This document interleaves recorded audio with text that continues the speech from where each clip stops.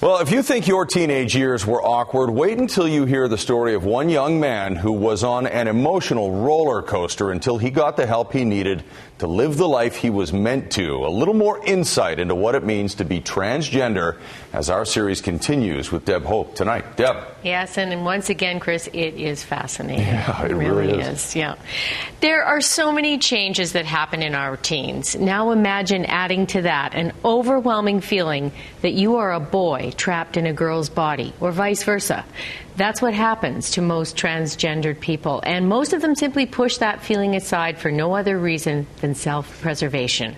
But the young man we're meeting tonight faced his problem head-on, and with the amazing support of friends, family, and his entire school, he transitioned at the age of 13.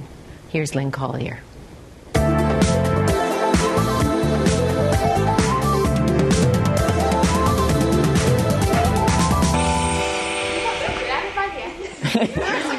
The O'Dwyer household, with 4 children, is a typical busy, noisy, close family. Until 3 years ago, their oldest child was a girl. Now, she's a boy. It's not a realization that I had one day sort of thing. It's something I've always sort of known. Cormac never acknowledged being female. As a young girl, he always wanted to wear boys' clothes. In fact, the older he got, the more strangers assumed he was a boy. Initially, his parents thought he'd grow out of it. You know, slowly but surely, he kind of went from not shopping in the girls' side of the store anymore at all to basically looking more and more like a boy. And I think Cormac said, look, you know, I'm transgender, Dad, and I need to, you know, I need to be a boy. And the only thing I recall saying was, look, if you can't love yourself, you can't love anybody else. At that time, Cormac was 13, halfway through grade 8, a tough time in many teens' lives. But Cormac decided he wanted to transition at school. Many teens who transition will change schools to get a fresh start, but Cormac wanted to stay at his school. I had all sorts of fears. Right before we did the transition, you know, we got him a cell phone. I said, you know, the day he came out of school, the day he came back to school, I said, you know, phone me anytime if you're feeling worried, if you're feeling threatened. You know, I'll come and pick you up straight after school. But Julia's fears were unfounded, in large part because of this man, the diversity mentor for the Vancouver School Board. He spent 2 days getting students and teachers ready for Cormac's transition. We asked them, what do you think Cormac is going to want you to do on Tuesday morning when you see him? Is he going to want all kinds of questions and, you know, you in his face saying, what about this and what about that? And so the students thought probably not. And so what could you do? What do you think he would like? And probably just acknowledgement, maybe, you know, saying hi with his new name. I came back after 2 days and people were just like, hi, Cormac. And I was like, you guys know the news, right? Like no one even said anything. Because we wouldn't be able to And friends he's had since kindergarten, who knew him for 8 years as a girl named Amber, simply accept that now he's a boy named Cormac. Has it changed the dynamic of the 4 of you guys hanging out at all? We get to gossip about girlfriends now. Yeah, we get to ask about girlfriends and stuff. Yeah, that's fun. It's a lot more, like, out there, talks a lot more, and has a lot more friends. Cormac to us hasn't changed at all. Like, we use a different pronoun now, and, you know, we use a different name, but, you know, from before he transitioned to now, he's the very same person. He's just a heck of a lot happier, I would say.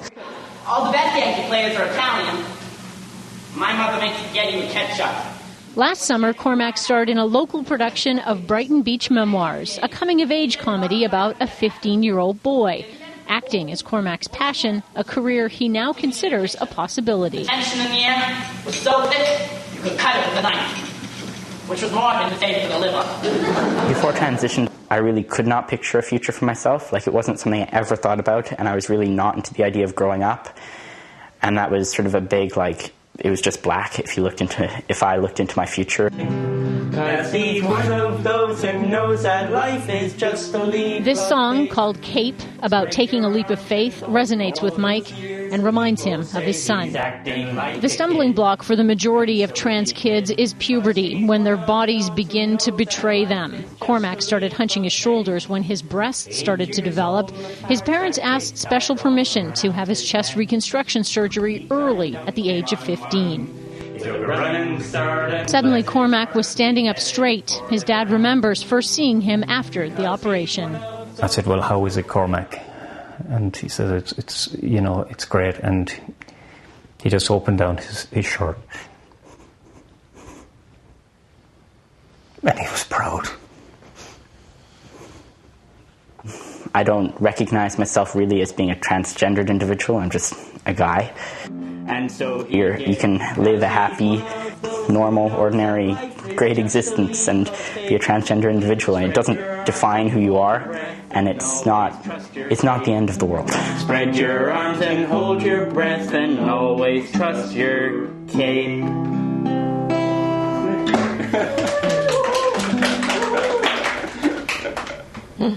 Such a supportive family. Tomorrow night, Lynn talks to a woman who put her transformation on film in a documentary. And if you'd like to watch Lynn's 2 previous reports, or if you'd like more information on this, you can go to our website and look for the transformation tile on our homepage. We also have a link to resources for parents of trans teenagers. And Chris, that's tonight's Insight.